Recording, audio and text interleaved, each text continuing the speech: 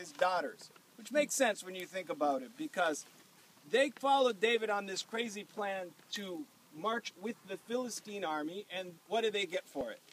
And so they come back and they find that the Amalekites have raided Ziklag. Now remember, that whole drive that we just did, we just drove that distance. It didn't seem too bad. Took us about 10 minutes, maybe 15 minutes, right? But that is, we were south there of the site of Ziklag. So we saw it off to the side of the road. We saw it was just that very low hill in the distance. So they're going to come from there all the way down here in pursuit. But first he says, then David said to Abiathar the priest, the son of Ahimelech, please bring me the ephod. So Abiathar brought the ephod to David. And the chronicler here of 1 Samuel, who's writing for Samuel, wants us to notice the difference between David and Saul, because Saul also is going to be in a position in the next chapter where he needs to hear from the Lord. But he can't. He has to go to a witch to summon the spirit of Samuel to speak to him. But David, he needs to hear from the Lord. He turns to the priest and says, what does the Lord say? And so David inquired of the Lord, saying, shall I pursue this band? Shall I overtake them? He said, pursue. You will surely overtake them. You will surely rescue them all. So David went, he and 600 men who were with him, and they came to the brook of Besor, where you are standing, on the other side. and before you continue, I stopped here instead of going down to the richer shade, because now you can see that embankment a lot more clearly than when we were up there. But you see it's fairly steep drop. Yeah, okay, continue. All right. So they come to the brook Besor, that's Nahal Besor, where those left behind remain. So he took 600 men with them, came to the brook Besor, where those left behind remain. I think I skipped something.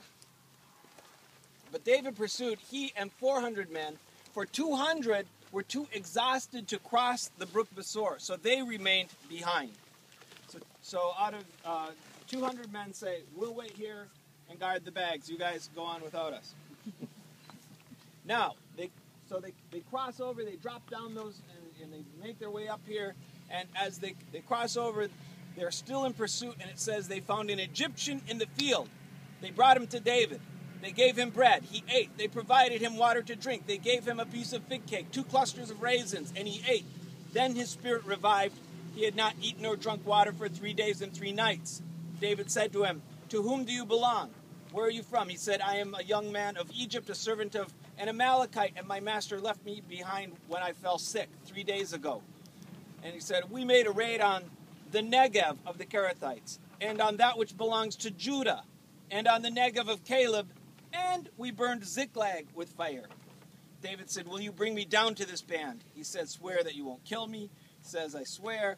And when he brought him down, behold, they were spread all over the land, eating and drinking and dancing. And the long story short is David, of course, attacks him with his 400 men. They're able to regain everything. Some of these guys, some of these Amalekites do escape because they have camels, and they escape on speedy camels, but they leave everything behind. And so David is able to recover all the women, all the children, and all the spoil. Nothing is missing.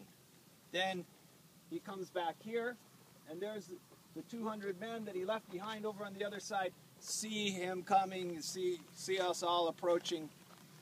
They come out to meet us, and some of the ne'er-do-wells among David's band, it doesn't say who, but we're pretty sure it was Joab and his brothers say, well, what are these lazy fellows shouldn't have any share in the booty. They can have their wives and children back and then get out of here, and we'll keep their possessions because they abandoned us.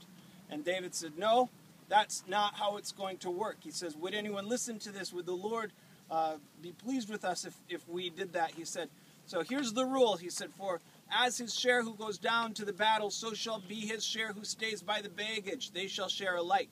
And it says, so it has been from that day forward. He made it a statute and an ordinance for Israel to this day.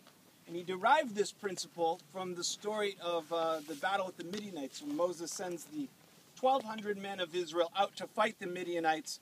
and then they bring back the plunder of the Midianites, and it says in the Torah that they divided the plunder with the men of, the warriors divided the plunder with the rest of the camp. And so that's the story.